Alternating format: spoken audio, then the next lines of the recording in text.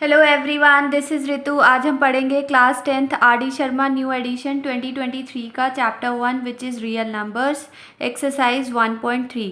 Question number 3, explain why 7 into 11 into 13 plus 13 and 7 into 6 into 5 into 4 into 3 into 2 into 1 plus 5 are composite numbers.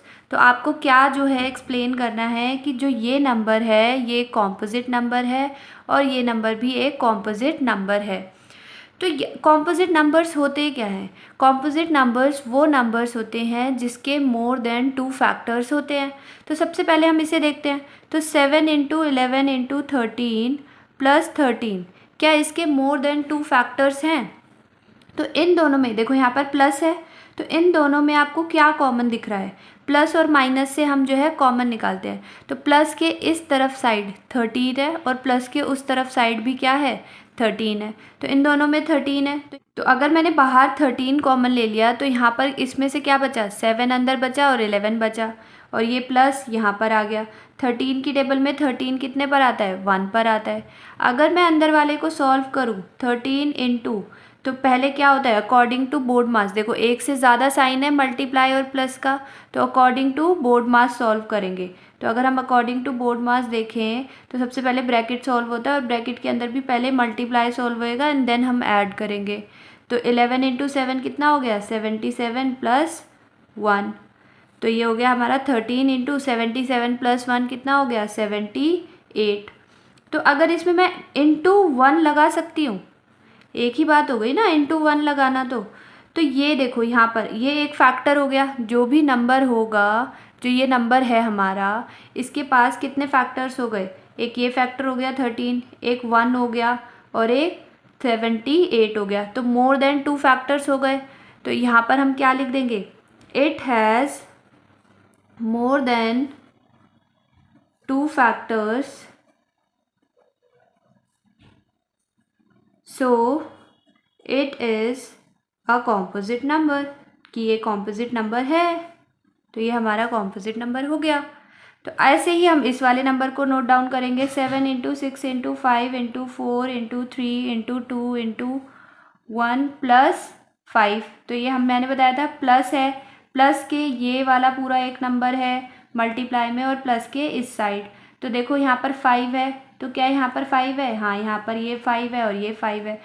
तो इसमें दोनों तरफ क्या है? 5 आ रहा है, तो 5 को हमने कॉमन ले लिया। अगर इस पूरे में से मैंने 5 बाहर ले लिया तो क्या क्या बचा मेरा? एक 7 बचा, 6 बचा, 5 तो बाहर आ गया है, 4 बचा, 3 बचा, 2 बचा, 1 बचा एंड देन प्लस 5 की टेबल में 5 कितने पर आता है? 1 पर आता है। तो यहाँ पर 1 आ गया क्योंकि 5 तो हमने बाहर कॉमन ले लिया था।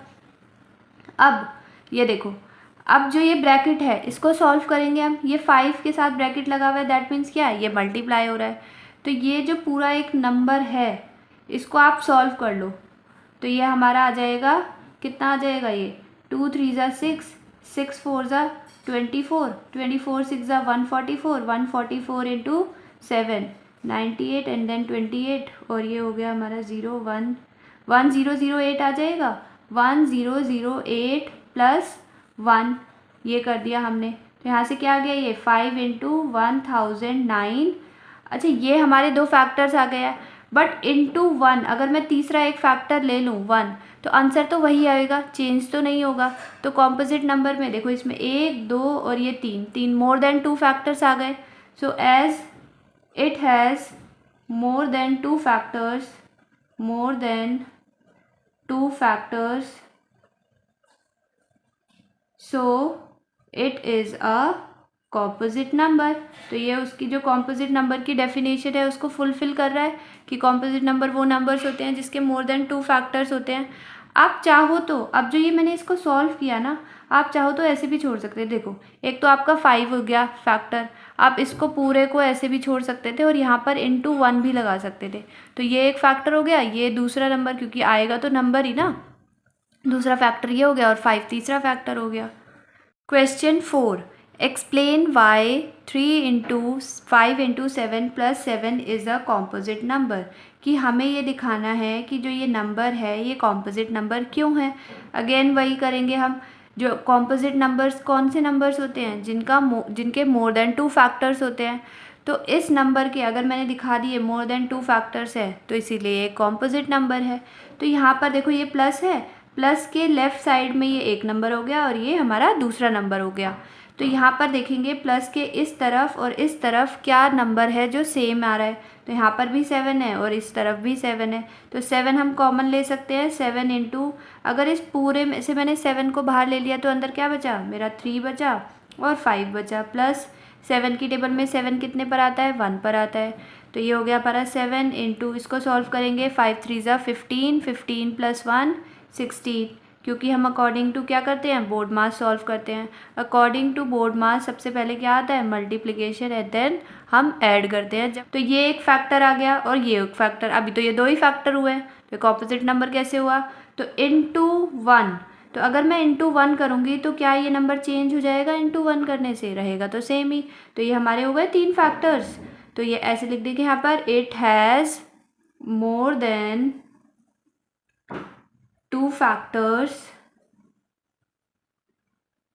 so it is a composite, it is a composite number. Question 6. Check whether 6 raised to the power n can end with the digit 0 for any natural number n. तो वो क्या कह रहे हैं कि जो 6 to the power, ये जो n है, क्या अगर हम n, जो ये n क्या है, हमारा नेचुरल नंबर है। यहाँ पर जो है हमारा n है, ये एनी नेचुरल नंबर है। नेचुरल नंबर क्या होते हैं, 1 2 3 और ये इनफाइनाइट होते हैं। तो अगर मैं n की जगह 1 डालती हूँ तो ये हो गया 6 की पावर 1, तो ये इसको हो गया 6।